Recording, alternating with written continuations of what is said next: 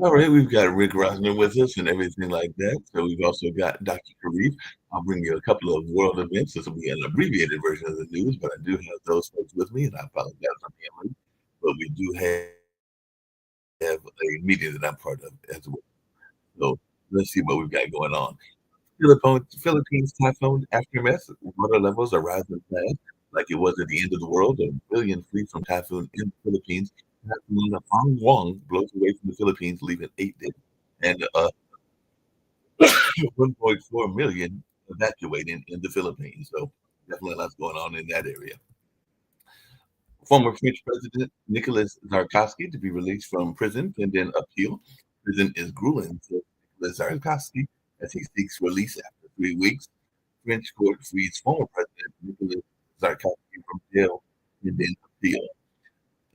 And definitely, we've got the COP50 taking place. Countries are gathering for climate negotiations and all along those lines.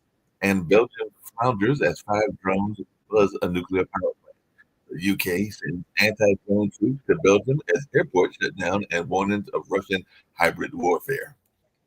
And 7 dead after American boat sinks near Thai-Malaysian border.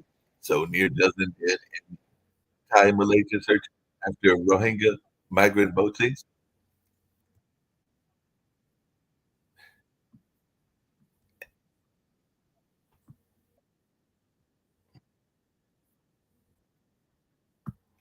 Indonesia grants national hero status to late strongman President Soeharto.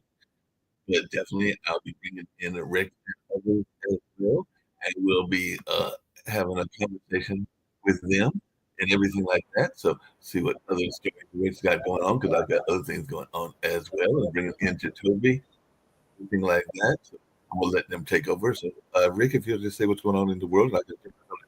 All right, so the Democrats caved. Eight Democratic senators voted to end the shutdown, giving them a total of 60 votes, which is what they needed. Libs and Democrats on social media are super pissed because it looks like the Dems didn't get anything for this. The Republicans promised a vote on Obamacare subsidies in December, but they can always just vote them down. This is, I mean, so yeah, people are disappointed, but we don't know how it's gonna. Jacoby probably can. We don't know how this will play. It's still one year until the midterms. So, Rick, just to interject, we know how this is going to play. This is going to be the same routine that always is. Right now, because of that cave, the storyline goes away from why are there 40 million people on SNAP benefits? Why is their health care being cut? Why are we losing why are prices raising? Everybody began to ask why. Everybody began to look at the policies and all the problems that were happening and started really questioning what was going on with this administration and what was going on with the GOP lawmakers. Because now there's no guarantee on anything that they got. They got a promise for a vote. That's a promise for a vote. But when they get the vote, the Republicans might screw the ACA, will probably screw the ACA, Obamacare again. And people have short memories. And unfortunately, that's my point, Rick, is that now they're waiting until December, a month away from all this taking place. What's going to happen from this point on? There's going to be a campaign of, one, the Democrats are weak. The Democrats cave. The Democrats don't do anything. The Democrats caused you all this problems. The Democrats caused it. So there's going to be a month-long campaign of how bad the Democrats are. People are going to buy into it quickly because of already their apathy, their angst towards the Democrats for doing what they're doing, because that's what you see on social media already. And then going into that vote. That vote's going to be behind closed doors. Who's going to know who's going to vote what? All we're going to know is, hey, they came out and they got voted down.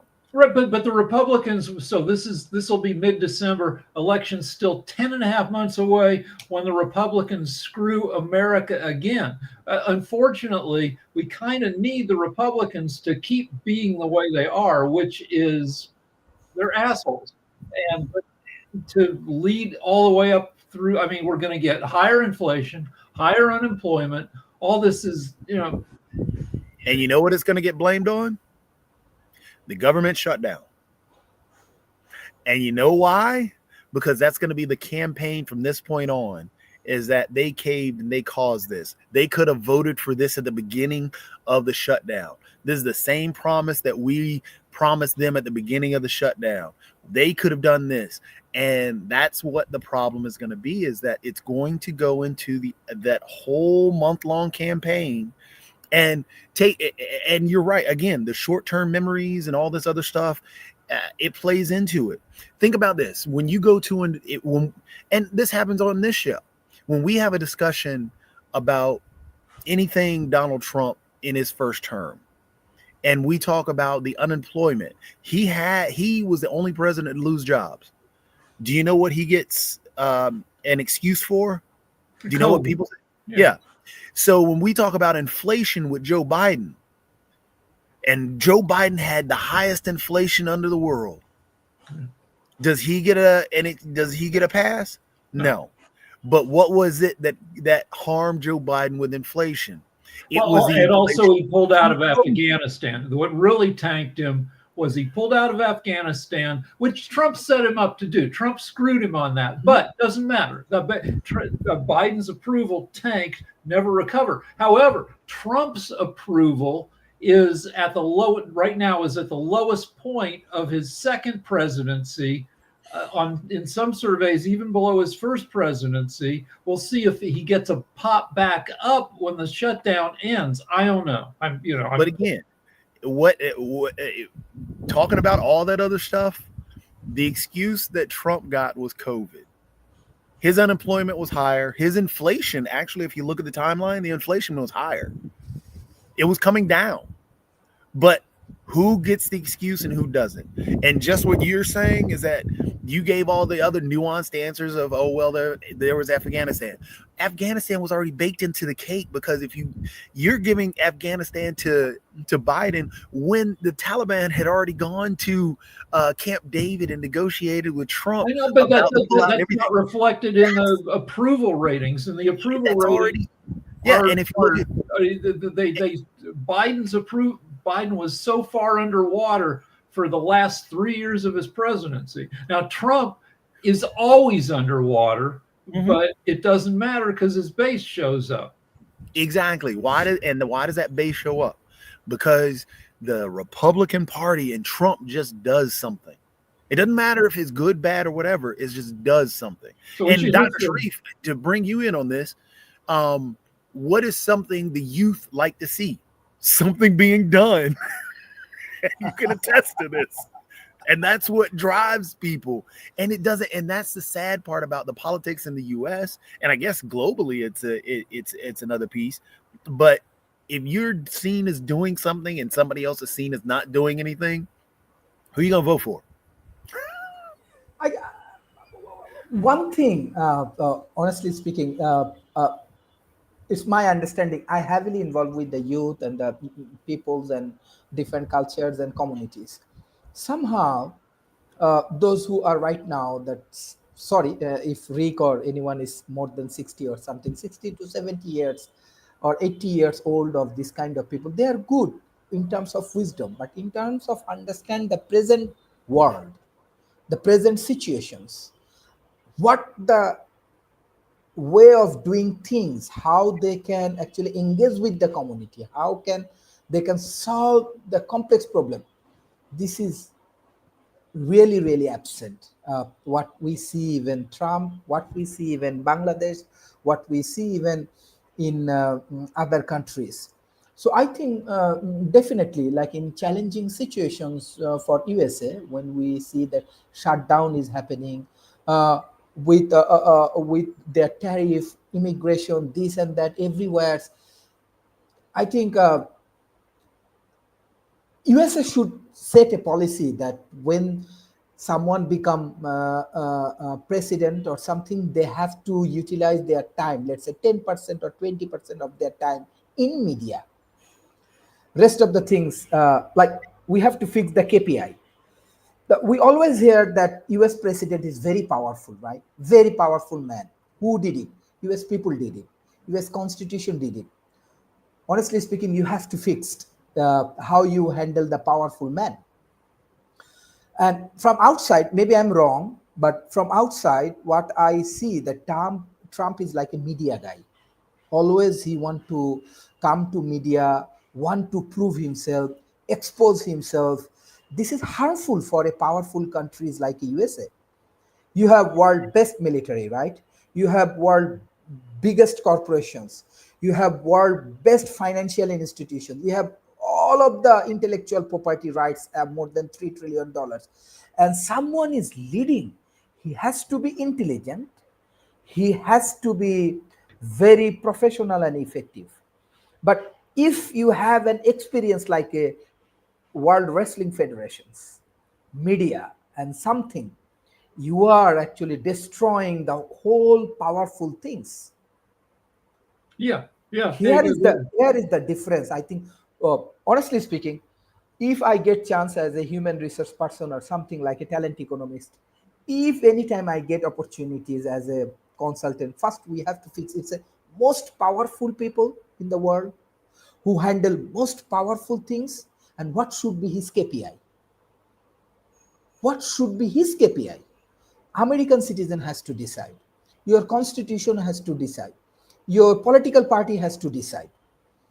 How even just last day I hear that he do not want to get entered those who have diabetic this and that. Honestly speaking, I think everybody should check Trump physical conditions. He has diabetic, I do not know. He has overweight, I think so. He has high blood pressure, how he talk, maybe. So how come he did honestly, he is like a media guy. Always he want to Well, spot Trump, himself in the yeah, media. Trump may be. I mean, Trump is not that fat. He was fatter during his first term. He got sad after he lost the election. He lost anyway, but he's got the best doctors in the world. So, and given the state of medicine, they can keep him going for quite a while. The man, he's old. When Yeah. you get old, your weight drops off. That's just natural. A lot of people don't die at the age of 80 and 90 But super overweight. major issue is psychology. Psychology. Like I get most powerful thing in my hand, how I will utilize it. 300 millions people in your hands. Not only 300, you are the most powerful man in this world. Yeah, so the world invests trillions of dollars in the U.S. because they're confident in the U.S. as a responsible country. And then so when we get craziness, that chases investment away. It chases the best foreign minds because the U.S. is only 4% of the world's population, and we've been able to cherry pick the smartest people in the world to come over here and go to our excellent universities and build businesses over here. And when that fades, then China picks it up, and India, to a lesser extent, picks up those people in that business. And you guys, we don't hear craziness coming out of Bangladesh. I'm sure you've got a little bit like every country, but you don't make the news with it. And so when people look at where they want to go in the world, you've got your Talent Economic Forum, people, it's attractive. Yeah, I just want to share one information. If you track last 20 years economical record based on GDP, let's say very focus on GDP, and based on World Bank source, I just do some research and find the last 20 years, China get 1266% growth. It's number one. Russia, number two, 466%. India, number four, 440. Brazil, number five, 316. Saudi Arabia, number six, 300. Turkey, number seven, 250. Australia number 8, 250. South Korea number 9, 220. South Africa number 10, 200. Indonesia number 11, 175. Canada number 12, 166. USA number 13, 109. Then UK 86. Then Germany 77. Then France 68. Then Italy and Argentina 63 and 33%. Here is alarming things, even though I But the think U.S. isn't even in the top 20. Is what you in GDP growth? top 10, not top 10. They are in 14th and 13, 14. 13 All right. position. So yeah, and that's truly bad for the U.S. The U.S. should be in the top think- 5. We should be in tech, in robotics, in all the cutting edge tech. But we've lost a lot of progress apparently because our politics is messed up. There's a G7 meeting, I think starts today or tomorrow in Toronto, and we'll see if the U.S. says anything crazy there. I don't know if Trump's going to show up for it. Yeah, no, my concern, I teach Chinese student, like the young peoples.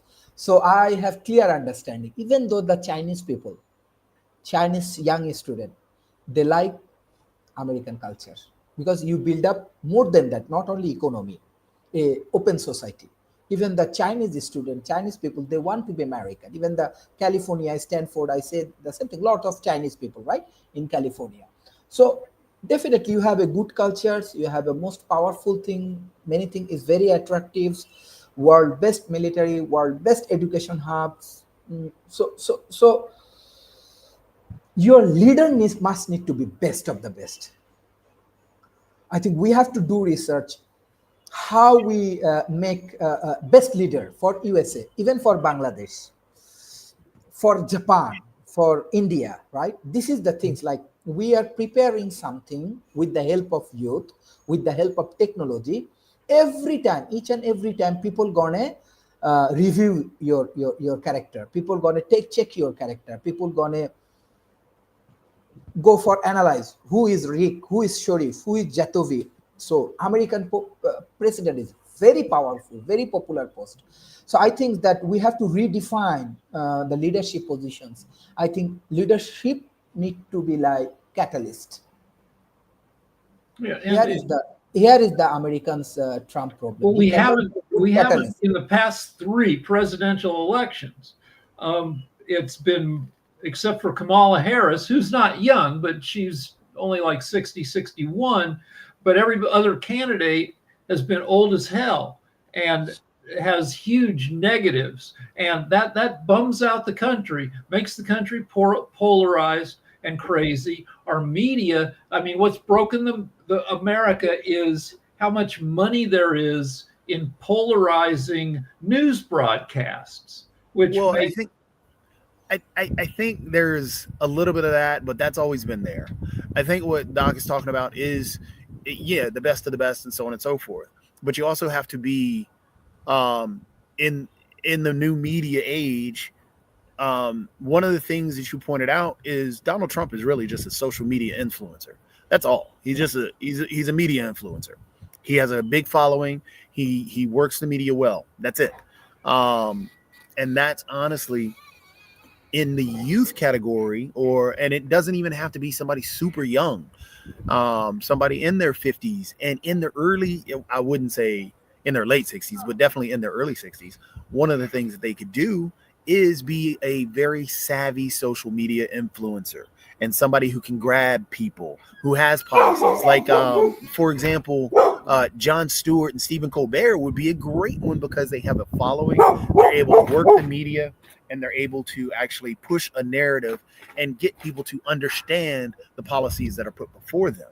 Both of them are in their 60s, and I think they would be great in terms of running and pushing a campaign. But celebs don't want to do it. It's such a huge pain in the ass to run for office and hold office in the United States. Okay, I have a questions for Nick, for Jatovi, and for Rick. So my question is that My answer definitely will be yes, and I'm performing here in Bangladesh. If you get opportunity to join in politics in USA, will you serve your nation through politics? I ran for off. I ran for the teeniest little office after Trump took office, and I won. And I was on what's called the LA Neighborhood Council, and I I did a terrible job. I'm not a good politician. They named me treasurer, which is that it sucked. I missed deadlines. I'm not a responsible politician. But Okay. Okay, but you want Jatovi? I mean, me. I mean, I'm already tied into a lot of government in parts of North Carolina, and so I do a lot of stuff in the back end with conversations and talking. But yes, I have been asked to be a mayor and to run for mayor. There have been multiple people who asked me to run for mayor. As a matter of fact, in one article, I got labeled as a mayor. But yes, I mean, if I've thought about it and considered it because it being a passion and understanding policy and stuff like that. But I mean, I just haven't put both my feet in. yeah, 50 but to be a politician in the U.S., I don't know how it is in other countries. There are so Okay. many things that go along. You have to spend half your time cold calling people, begging for money because it costs millions to run a campaign. And your party, the Democrats, the Republicans, they expect you to bring millions and millions to the party in fundraising. That's a pain in the ass. So you have No, to reach people. Nick, You have to know the Professor issue. Nick. Yeah, Professor Nick, what's your answer? You are a rich man. I Nick, think Professor Nick.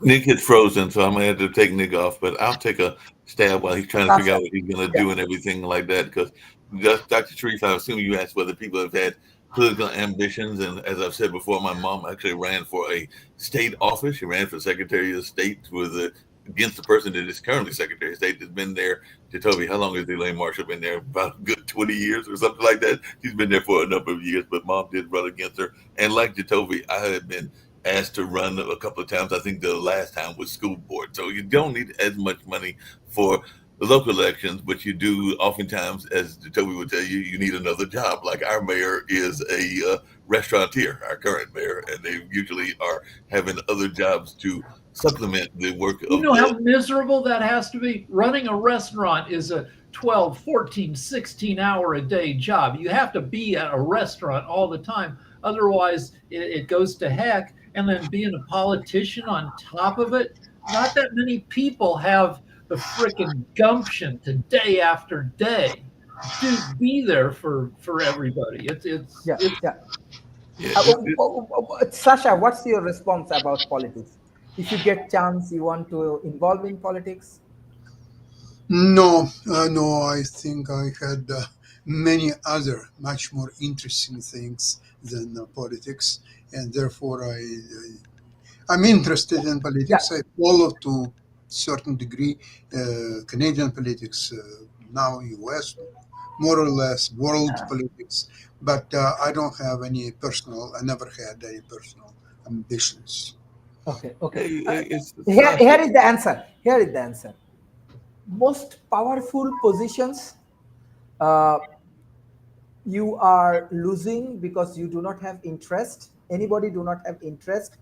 But US president position is most powerful things. This is very common when talent people do not involve in politics, and all of the less qualified peoples or corrupted peoples or immature people come to politics, and they took your most powerful positions, American president, then get into the White House. Your life will be hell, right? Your ecosystem will destroy. You will not get innovative leaders. Simple. This is you people are the responsible who actually destroying your ecosystem. I can understand that maybe you have logic, but my logic, again, my logic, best position need best talented people. Sasha has talent, Jatovi has talent, Rick has, Markley has, but somehow, maybe you do not have passions. I respect your view. Again, I respect your view. I mean, I have a Yeah, little thank you. passion, but it only goes so far. Take it like Jacoby mentioned some people who might run, but won't because it's a pain in the ass. Mark Cuban, great business guy, super smart, kind of naturally is able to sift through all the bullshit and come to the right conclusions. That guy probably will never run for office because he can be more, he thinks he can get more done not being a politician. Joby and then Sasha. I'd like to say something to uh, Dr. Sharif remark is that normally the electorate should have a selection of sometimes it could be great candidates, sometimes maybe near great or not so great, but at least decent human being. Americans in last two elections, which elected Donald Trump, they looked at very cynical outlet for their feelings is that, yeah, we know that he's crook, he's a criminal, he's this and that and so on, but for me, he'll do something good. So I will close my eyes on him being a criminal and the convicted felon and everything else. Okay, yeah, he's convicted felon. Okay, Biden was not convicted felon. Did it good for me any good? No, it didn't. Okay, this guy is convicted felon. But because of that, maybe he will try harder. Maybe he is not affiliated with a ruling class or so on. So something will come my way. I know that I'm compromising. I know that this is horrible what I'm doing. But, I'll get a little piece of something. And for this piece of something, I agree to lie. I agree to close my eyes on many things and so on. Okay, you got what you wanted. You got the criminal. You got the bandit. You got it all. Enjoy. It's And a what we got today was Trump pardoned 77 more people who participated in his pushing the big lie about the 2020 election, including Rudy Giuliani. But except that the pardons don't mean anything because these people are being charged in of state charges in individual states like Georgia, and pardons only apply to federal charges. So it's more craziness because he's pardoning people from charges that don't exist. So it's not Well, really speaking of crazy. pardons, I think what it is, and this goes into kind of what Sasha's talking about. But before jumping to that real quick, Dr. Sharif, another issue that we miss out on with politicians, and this is actually a fault of the youth more so than anything. Actually, fault of everybody really, because people fall into traps. The problem is that we fall into the idea that the individual that we elect is a boss or is supposed to fix things, and we cannot tell them, so we do not hold them as accountable as they should be. So when we just elect somebody, a lot of times, and this goes on in the US, and I can't speak, well, I won't speak for, other nations and stuff, but it happens in the US all regularly. We elect someone, it is our team. We're not going to hold them accountable for whatever they said because they're going to fix it. I know they're going to fix it, but we're not going to hold them accountable. That's the problem that we run into a lot of times. hey, But Jacoby, I got a quick question for you. Hold on a second. Real quick, Mark. Let me finish this real quick for Rick. What Rick was talking about, and what Sasha's talking about are essentially the same thing. People saw, and like I pointed out earlier, people saw Trump was going to do something. People were told that the economy was extremely bad. You're in a desperate situation. You're in a dire situation. Everything is horrible. People bought into this. Not only yes, there were struggles, but not as bad as now. But there were struggles, and people were in a desperate mode for something or for someone to do something. And what they saw is that they jumped on a team and jumped on a bandwagon, that this person is doing something, just like Sasha's talking about. And that's where it comes into play, is that they saw that and they bought into it fully. Hey, he's going to do something. And this goes back to they're not holding them accountable, because if you look at MAGA is sitting there starving most of them on SNAP, a lot of them on SNAP benefits, and still cheering the man on as he's starving people. But it's my team. Yeah, that's the team. But speaking of the team mentality, and this is something that you talk about quite often, Jacoby, but I want to hear your take on it. But we know that the current person in the White House likes to target groups that he is not big fans of. And I am of the theory, and you come from this world to some degree, and I know that you're in other worlds too, whether it's politics or gaming or computers or a number of other things, but you do come partially from the sporting world. And I'm thinking that the Department of Justice is intentionally targeting Black and brown people by going after these folks that are accused of doing cheating. And right now, I think the first one was a group of basketball players, or maybe it was football, and now this one is baseball. So it's like the Cleveland Guardians and this whole notion of them cheating on the games and fixing the games and everything like that. And I was just wondering, is this a targeting by Trump of the Black and brown people? Because that's what I'm thinking it is. It was Gilbert Arenas, I think it was, right. And there was Jamil Hill did a article about it as well. Right. And I'm gonna ask everybody here, when I say mafia, who do you think about? Do you think about Black people at all being in the mafia? Italians, but what's been coming out is this hasn't been Italians. It's been, there's some, the LA Times has a story about this Jewish guy, mafia shaking down poker games in Los Angeles, threatening to kill people who don't give him money. So it hasn't really been, I don't know that it seems like a bunch of, they call them mafia, but they're mostly not Italian.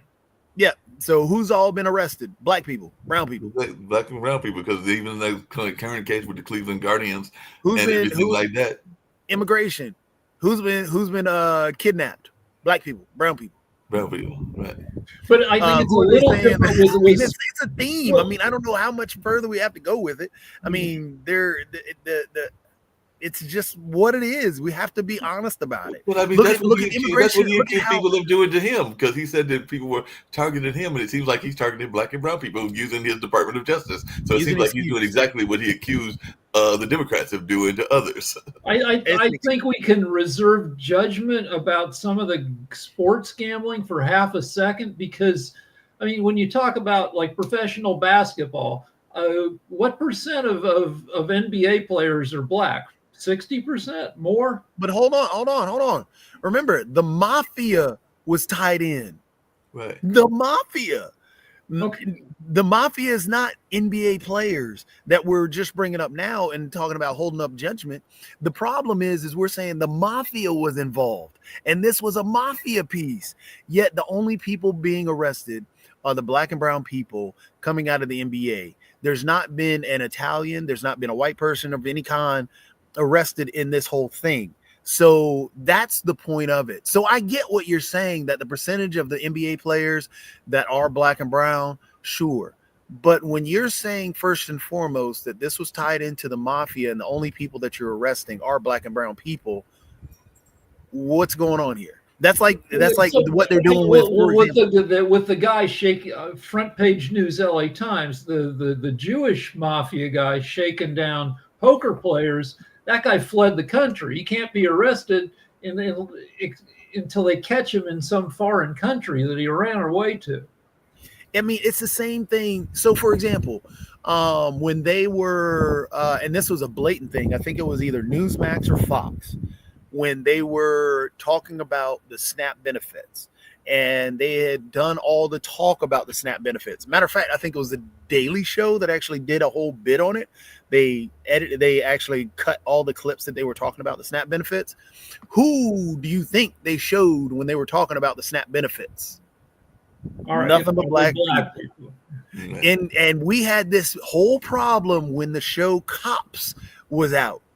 when they showed who was the only person or only people that were getting arrested in the show Cops, black people. Then But people that's not got the majority of outraged. people, because I So saw there's a the statistic recently, thing. Jacoby, that that's not the majority of who is getting SNAP. I want to say the Oh majority yeah, of SNAP benefits are Yeah, actually yeah. but white women. but the point is, Mark, if I only show you these black and brown people that are getting arrested, I can do the same thing about black on black crime when white on white crime is just as prevalent, when Hispanic on Hispanic crime is just as prevalent, when it's just neighborhood crime, which is what it is. And because we mainly live in a lot of segregated neighborhoods, black people usually live with black people, white people live with white people. It's just a neighborhood situation. So that when I model and say, hey, crime is only in the crime is so bad with this and only show black people, you're only thinking black people commit crime. Black on black crime is so bad. It's a narrative that is creative. Same thing with SNAP. When you talk about those SNAP benefits, I'm trying to cut SNAP benefits. It's the same thing when who was it? Newt Gingrich, wasn't it?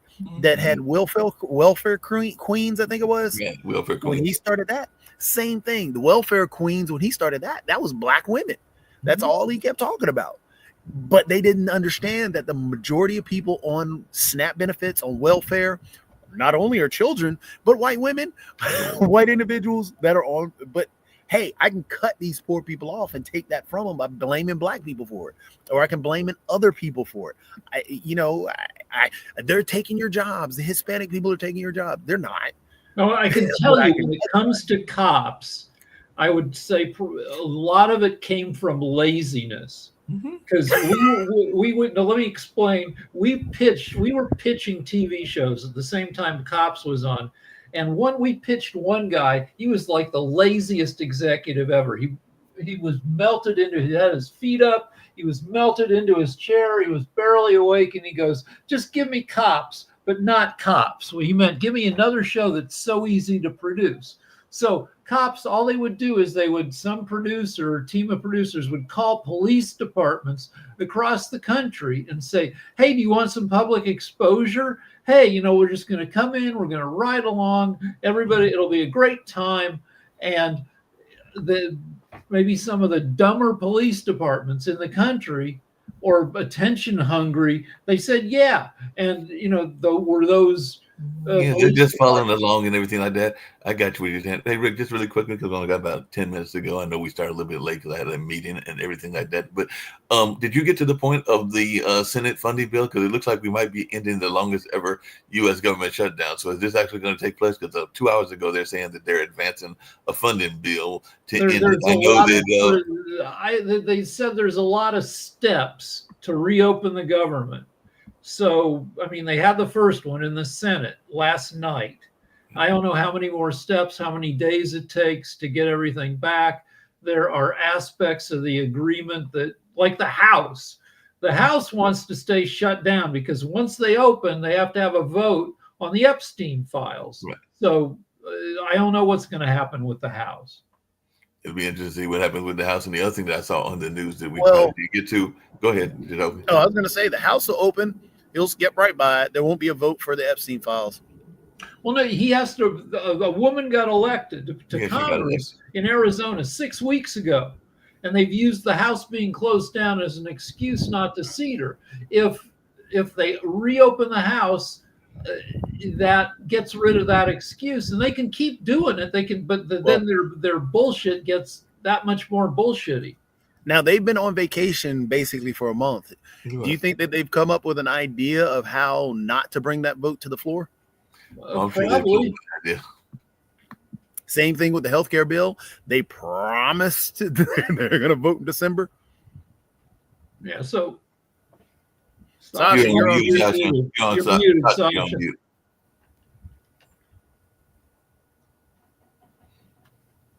I have to ask all of you, have you seen any videos of Representative Jasmine Crockett? It's not in the last couple of days, but I always like hearing what she has to say. Yeah, she's very good. Well, Jasmine Crockett, I've seen quite a few of her videos. She is extremely prolific jurist. She's preparing her speeches, her cases extremely well. She's digging past 10s, 12, 20s, sometimes 50 years back. And she's confronting nobody, nothing else than Supreme Court justices. And she makes them very, very uncomfortable. And she is, in my opinion, she is a star of Democratic Party today. I'm surprised that people don't notice that. No, Jasmine Crockett is definitely a star. I'm a big fan of hers, and I think others are as well. Hey, Nick, I see you're back and everything. I was just wondering, one of the things that I saw in the news that I didn't get to and everything is the Supreme Court's back in the news, not this time for terrorists, but this time they are denying a request to revisit the same-sex marriage decision. So it looks like if people are still wanting to have the same-sex marriages, it's going to be allowed. But I know you follow the Supreme Court, so I just wanted your take because they rejected an appeal from a county clerk who sought to overturn the same-sex marriage decision. So if people are in the LGBTQIA community, it looks like they can still continue to be married, at least from what the Supreme Court is doing now and everything like that. But your take as a lawyer. They're not interested in listening to that again. So it's real simple, Mark. You know, and that's good news. Well, it depends on who you are. Obviously, the plaintiff doesn't think it's good news. Yeah, but she's an asshole. She's a city clerk. You're right. I mean, 80% of Americans are now okay with gay marriage, and so Right. why are we listening to this one like party pooper city clerk who just like wants to impose her religion on the whole country? Well, there's always two sides to every story, Rick. Yeah, but one side has No, there's not two sides to every story. Oh yeah, there is. There's always two sides. That's the reason there was some biology play. You understand why there are no two sides? Wait. So, The reason there are no two sides to every story is you have one being bigoted and the other one not. Bigotry and racism. I understand. I understand that if you disagree with them, they're bigots. I got that. You know, because that really does come from the left all the time. Rather than being understanding, you're always a bigot. What am I to understand, Nick? Lovely. Nick, let's have this discussion. Yeah. What am I to understand? Why is they bigotry, talk about counter? in your eyes, why is bigotry a good thing? Which I have. My stupid computer doesn't work. Yeah. In your eyes, why is bigotry a good thing? So, all right. So I said 80%. I didn't say that. You don't. So the other problem is it's like hearing. You don't, Hey, why are you running from the question? don't listen. You said there are two sides. And this is the reason Now, she still doesn't explain want to to be me on. why bigotry is a positive Because thing. you You create just said there are two things out sides of to this. nowhere and you don't listen. I'm asking you a point blank question. You said there are two sides to this story. One side is the fact of allowing people the right to be married.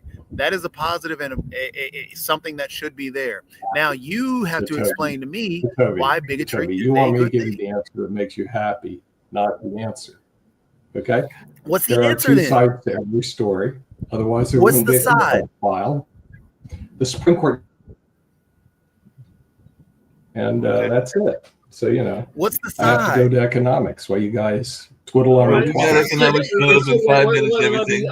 Let me correct myself. It's 70% my of computer's not Americans working support very gay well. marriage. 70%. Not Well, I 80%. appreciate the correction. I love how there are two sides to every story, but hey, let me pull my parachute and leave because oh my goodness, I cannot come up with an answer for that side.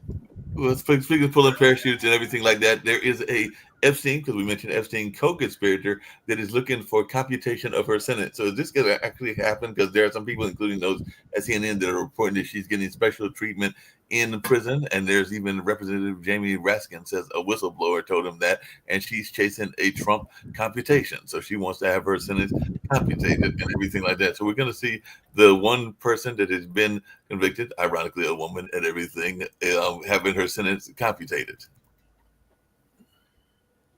The woman who's being evicted? No, I said they're saying that Jeffrey Epstein's co-conspirator, Ghislaine Maxwell, is trying to get her sentence computed. So she's yeah.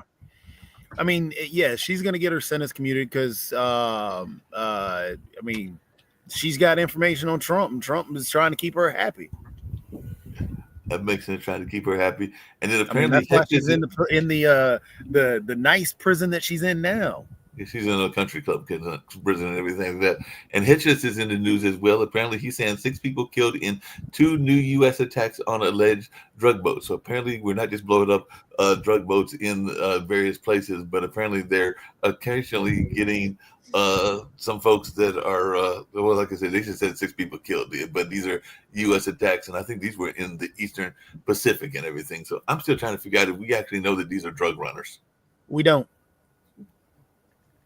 So And even if they are drug runners, Venezuela is cocaine. It's not fentanyl, and we don't. They can't get to America in their stupid little boats. They're not. They're 1,200 miles away from America. They're closer to other Caribbean islands, Yeah. and so we're blowing up people for the wrong drugs.